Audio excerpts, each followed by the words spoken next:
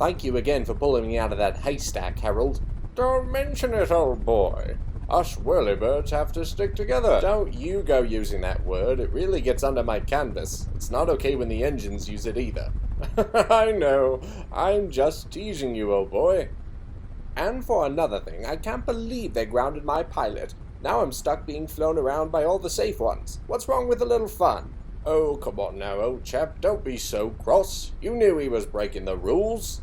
Cross? Did you say cross? Oh, I forgot about that word. I'm so sorry, old bean. Cross! No!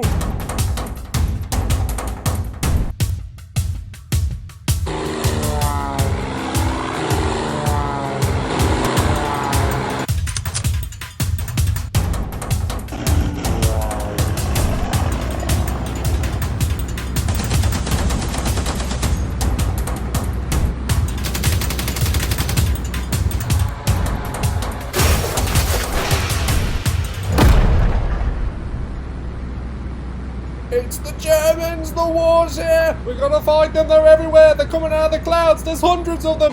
Get down! Take cover! Oh my god!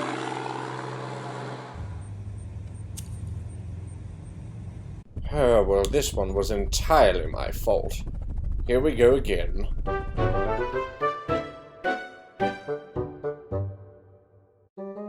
I know as far as customs go, I didn't really do a whole lot here to this item. I mean, I just took some eyes and a mouth and I slapped them on a wooden railway tiger moth. But it always bugged me how in the Thomas universe, all about trains with faces, you had some characters that just didn't have a face. I mean, I get it. I guess, you know, if Tiger Moth's diving on the Fat Controller, it'd be kind of weird if he had this crazed, maniacal expression. And also, quick note here, look how close Tiger Moth came to just taking out Lady Hat. No wonder the Fat Controller's mad at him. Tiger Moth in general is a weird character in the show. He's not a Tiger Moth biplane type at all, and in fact, he's actually a Newport 17, which is a First World War fighter aircraft.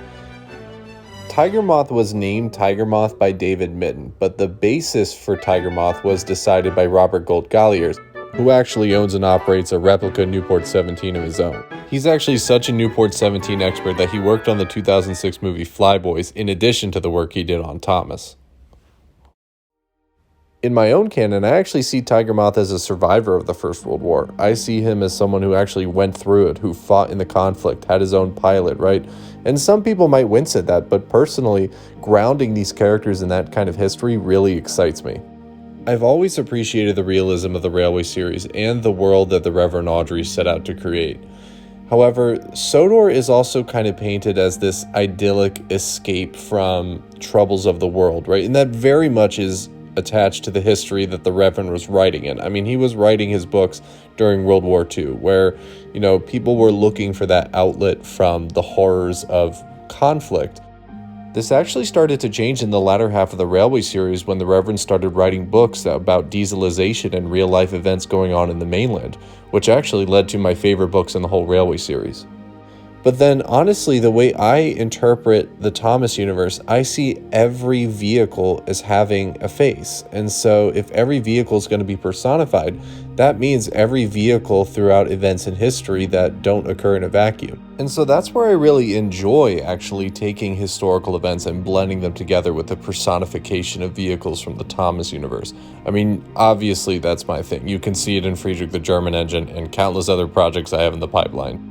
It makes the stories I try to tell through vehicles much more salient and meaningful to me. Although people might interpret the Thomas universe in different ways and get their own thing out of it, which is great.